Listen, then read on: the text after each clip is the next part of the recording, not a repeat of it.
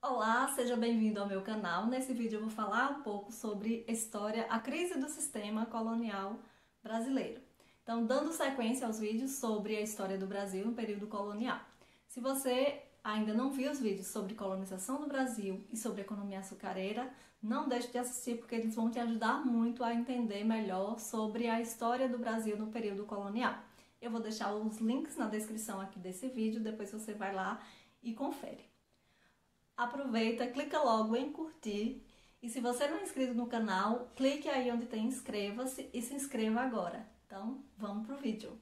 Bom, falar sobre a crise no sistema colonial brasileiro é falar sobre o momento em que as coisas entre Portugal e Brasil elas começam a dar um pouco errado, né? E esse sistema de colonização, né, que foi implantado com o principal objetivo de que o Brasil fornecesse riqueza para Portugal, ele começa a não atender mais às demandas de Portugal, as demandas da metrópole. Então, essa crise, ela é uma crise, claramente uma crise econômica. E ela está diretamente relacionada à atividade econômica que era desenvolvida no Brasil de forma prioritária no contexto aí do século XVIII. Então, no século XVIII, o Brasil tinha como uma atividade lucrativa, né, mais evidenciada, a exploração das minas, né, em Minas Gerais. O problema é que na segunda metade do século XVIII, essa exploração ela já não era mais tão significativa como nos momentos anteriores. E como os exploradores dessas minas de ouro precisavam pagar altos impostos aos portugueses, a exemplo do quinto. O que era o quinto? O quinto era 20% de todo o ouro que fosse explorado no Brasil, ele deveria ser entregue a Portugal para pagar impostos, certo? Além de outros impostos, como a captação, que era uma quantidade de ouro de acordo com a quantidade de escravizados que fossem empregados na atividade pelos exploradores. Então, era uma atividade econômica que trazia lucros para quem explorava esses minérios, mas que também gerava, por tabela, né, altos lucros para Portugal através desses impostos que eram cobrados. O problema é o seguinte: em meados do século XVIII, essa exploração ela começa a entrar por um processo crítico, né? As técnicas que eram utilizadas elas desgastavam demais, né, o meio ambiente, e isso fazia com que a quantidade de ouro não fosse mais tão significativa como em momentos anteriores.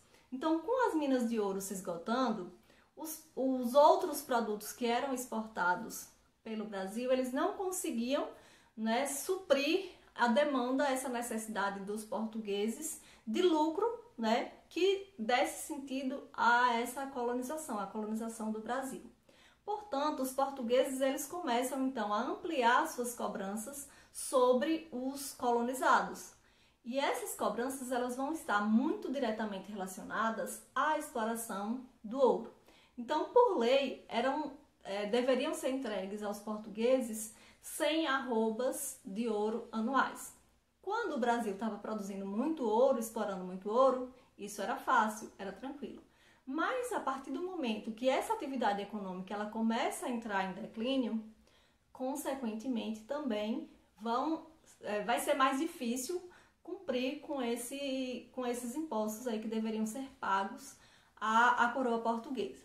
Então nós temos esse como sendo o principal contexto que desencadeia a crise do sistema colonial brasileiro em meados do século XVIII. Então nós temos algumas influências ideológicas, né? Que tipo de ideias foram as que deram sustentação para que as pessoas começassem a pensar na possibilidade de uma ruptura desse sistema de colonização, a pensar numa proto-independência, né? Não era ainda algo muito elaborado, mas a gente fala do século XVIII, o século das luzes, né? E o contexto iluminista ele vai ser as ideias iluministas elas vão ser as principais ideias para motivar na organização de alguns movimentos anticoloniais. Então a gente tem dois movimentos mais expressivos e vai ser sobre eles que eu vou tratar aqui especificamente, que é no caso da Inconfidência Mineira e da Conjuração Baiana, que são as duas maiores representações, né, dessa rebeldia colonial diante da situação de pressão exercida pelos portugueses aqui no território brasileiro, né? É interessante falar, né, que essa crise do sistema colonial e esses dois movimentos, eles não conseguem, né, efetivar a ruptura, mas são muito significativos para que a gente possa entender como é que se inicia esse processo aí de crise do sistema colonial. Além do iluminismo, o processo de independência das 13 colônias inglesas, né, que levou à formação dos Estados Unidos, eram vistos também como uma espécie de modelo, né? Então os iluministas, eles diziam que se um governo ele é opressor, o povo tem direito de lutar contra ele e de derrubá-lo.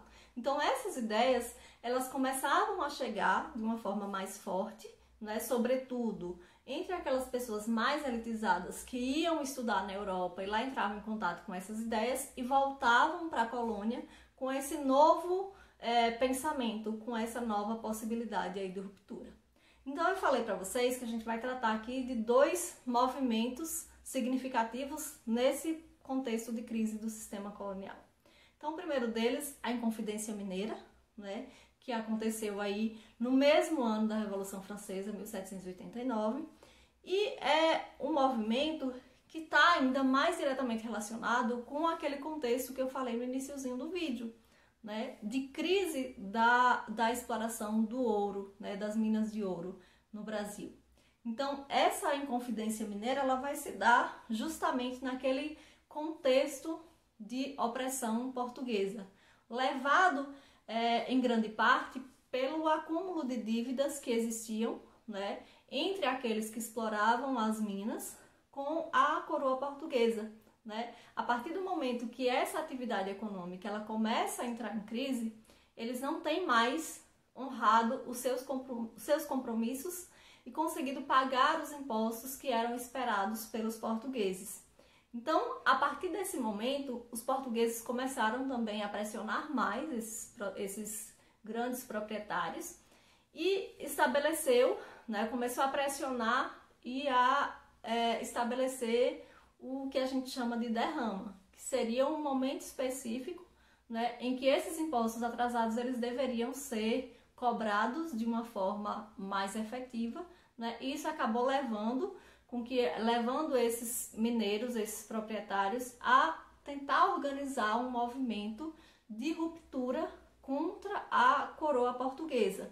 Né? É importante falar que não era um movimento nacional, né? Eles não pensavam em questões mais radicais, em ruptura tornar o Brasil independente. Era mais uma questão localizada, né? Minas Gerais, no máximo, unida a São Paulo, talvez Rio de Janeiro. Então era uma questão mais regionalizada e não ainda nesse sentido nacional que muitas vezes a gente pensa quando pensa no processo de independência, certo?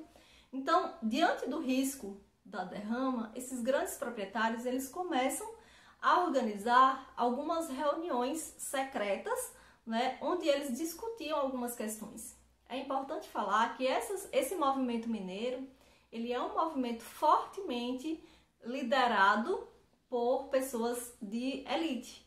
Então eram grandes proprietários, inclusive proprietários de escravos, né? E esse aspecto de ser um movimento de elite liderado por pessoas de elite faz também com que uma característica muito forte da Inconfidência Mineira seja um caráter elitista. Não era uma revolução, né, um movimento rebelde de grandes rupturas. Eles não propunham, por exemplo, o fim da escravidão, até porque muitos desses líderes eram proprietários de escravos, certo? De escravizados. Então, dessa forma, a gente consegue entender também um pouco da organização desse movimento. Entre os objetivos desse movimento, eles pensavam em questões que claramente, né, iriam beneficiar aquela população mais elitizada, como, por exemplo, a criação de uma universidade em Vila Rica e também a instalação de manufaturas, né, que eram proibidas no Brasil. Então, medidas elitistas, né, que representavam muito bem quem eram as pessoas que integravam esse movimento. Eles chegaram a planejar uma rebelião, né, que deveria ser deflagrada no dia marcado para a cobrança da derrama. No entanto, né, um dos integrantes desse movimento, né, o Joaquim Silvério dos Reis, ele acabou, né, delatando o movimento ao governador de Minas Gerais em troca do perdão de suas dívidas. Então, dessa forma, o movimento foi descoberto, né, as lideranças elas foram perseguidas e muitas delas presas. Algumas foram condenadas a alguns anos de prisão, outras a degredo na África e, curiosamente, apenas o Tiradentes, né, que se tornaria depois um herói republicano, foi, né, escolhido, não aleatoriamente, é importante falar, né, era a pessoa mais pobre dentro desse movimento e ela foi escolhida para representar, né, a forma como aqueles que se rebelassem contra a coroa portuguesa deveriam ser tratados. Tiradentes, ele foi executado, né, ele foi esquartejado e ele teve as partes do seu corpo expostas em vários espaços para servir de exemplo, evitando que outros seguissem o mesmo exemplo da rebelião e, consequentemente, tivessem o mesmo fim. Então, esse movimento, né, é a famosa Inconfidência Mineira. Um outro movimento que aconteceu alguns anos depois, também no final do século XVIII, foi a Conjuração Baiana. Também é considerado um movimento expressivo nesse contexto de crise do sistema colonial.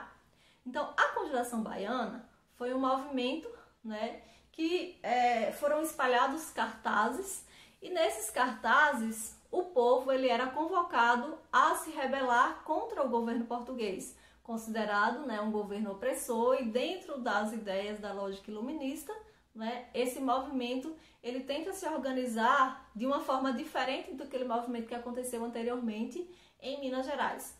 Ele vai ser um movimento mais popular, um movimento mais do povo, em que as pessoas pobres, né, a exemplo dos escravizados, né, eles tinham um espaço dentro dessas discussões aí de rebelião. Então, eles propunham, inclusive, o fim da escravização. Portanto, um movimento de mais ruptura, um movimento inspirado na Revolução Francesa, né? Eles vão buscar essa ideia de igualdade lá justamente na Revolução Francesa, e é um movimento menos elitizado do que o movimento mineiro. Então ficou conhecido também como a Revolta dos Alfaiates. Então a gente consegue entender que há uma diferença socioeconômica entre as lideranças dos dois movimentos, e está aí uma diferença significativa. Então esse movimento da Conjuração Baiana foi também fortemente reprimido, né? Foi descoberto pelas autoridades, ele foi fortemente reprimido, os líderes foram executados. Também para dar o exemplo e evitar que outros movimentos acontecessem da mesma forma. Então, eram esses os aspectos mais relevantes da crise do sistema colonial que eu queria trazer para vocês aqui hoje.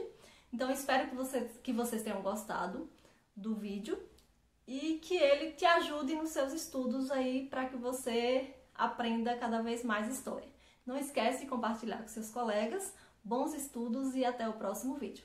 Tchau!